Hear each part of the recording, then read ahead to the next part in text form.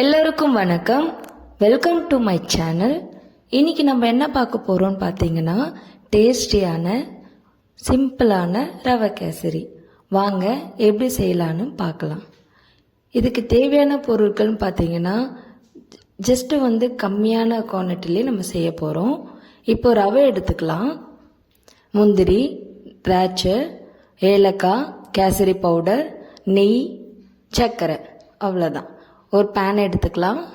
இதில் கொஞ்சமாக ஆயில் எடுத்துக்கலாம் தேவையான அளவுக்கு.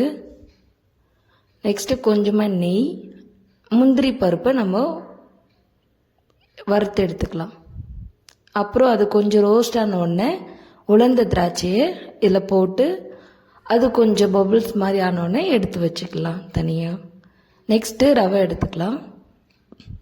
ரவை மீடியம் ஃப்ளேமில் நல்லா ரோஸ்ட் பண்ணி எடுத்துக்கலாம். அப்போ தான் டேஸ்ட் நல்லாயிருக்கும்.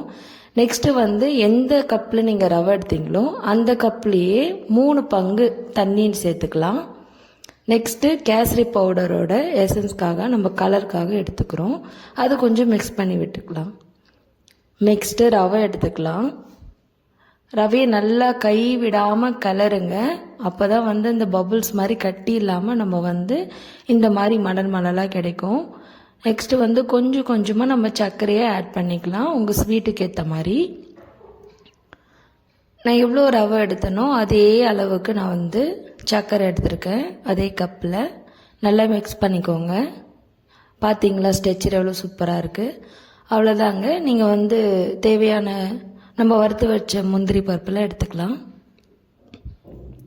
வாசனைக்கு ஏலக்காய் போட்டுக்கலாம். ஒரு 4-5 போட்டிருக்கேன்.